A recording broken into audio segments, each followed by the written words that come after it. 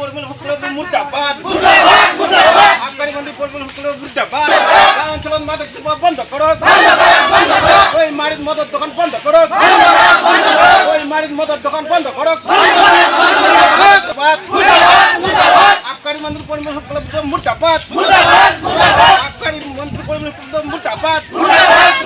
ওই মারিদ মদের দোকান বন্ধ করো ওই মারিদ মদের দোকান বন্ধ করো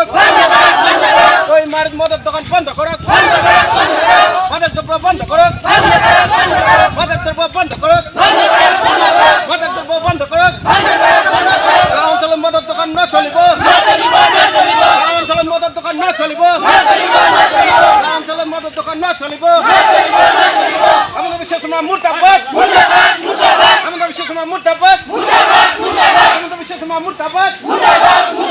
মুখ্যমন্ত্রী মুর্দাবাদ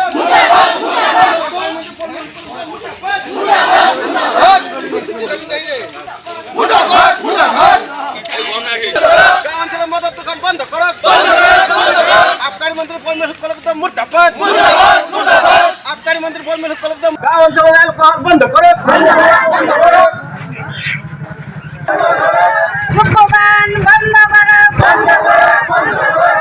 অঞ্চলত বন্ধ করো ধূমপান বন্ধ করো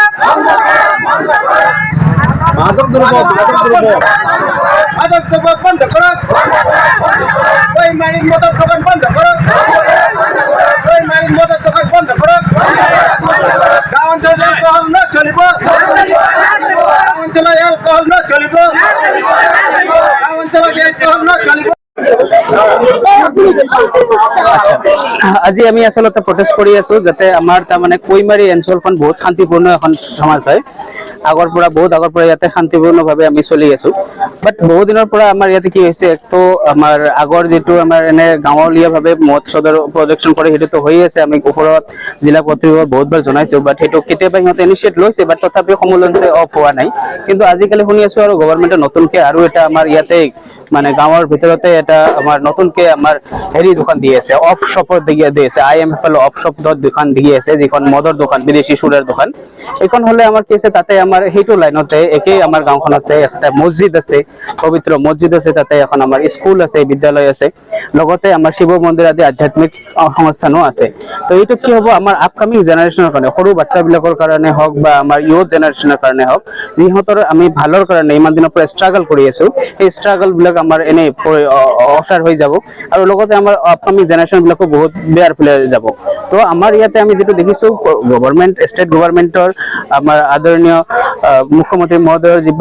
যিবোৰ ইনিচিয়েট আছে সেইবোৰ বহুত ভাল চাৰিওফালে বহুত ভাল কাম কৰিছে কিন্তু মদৰ ক্ষেত্ৰত এইটো যেটো ইনিচিয়েট লৈছে গাঁৱলীয়া অঞ্চলতো যিবোৰ আমাৰ কাম কৰি আছে এই গাঁৱলীয়া অঞ্চলৰ ভিতৰত এই বস্তুটো মানে ক্ষতিকাৰক হ'ব সেইটো কাৰণে আমাৰ এইটো মুখ্যমন্ত্ৰী মহোদয়লৈকে ডাইৰেক্টলি অনুৰোধ যে তেখেতে যাতে এইখিনি আমাৰ যেটো গাঁৱত কৈমাৰী গাঁৱত যেটো আমাৰ কৈমাৰী দ্বিতীয় খণ্ড যেটো মদৰ দোকান দিছে এইটো বেলেগ জায়গালৈকে যাতে ট্ৰান্সফাৰ কৰে নাইবা যাতে পাৰ্মানেন্টলি অফ কৰি দিয়ে আমাৰ সেইটোৱে সিহঁতৰ লৈকে আমাৰ এইটো এটা বহুত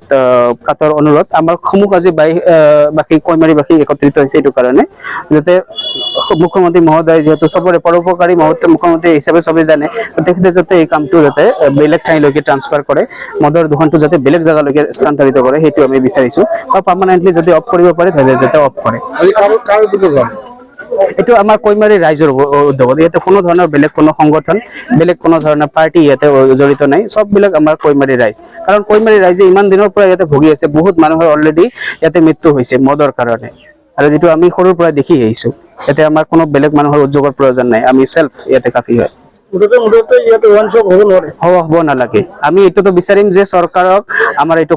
কাতৰ অনুৰোধ যে সেখেতে এইটো বেলেগ ঠাইত লৈ লওক নাইবা অফ কৰি দিয়ক আমাৰ ইয়াতে হ'ব নালাগে কাৰণ চৰকাৰক প্ৰগতি কৰি আছে এইটো আমি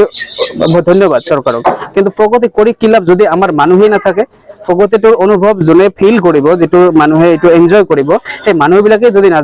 নাথাকে আপকামিং আমাৰ উইথ জেনাৰেশ্যন যদি উইক হৈ যায় মদ খাই তেতিয়াহ'লে ভাই থাকিব কি দুজনকে আমি সরকারের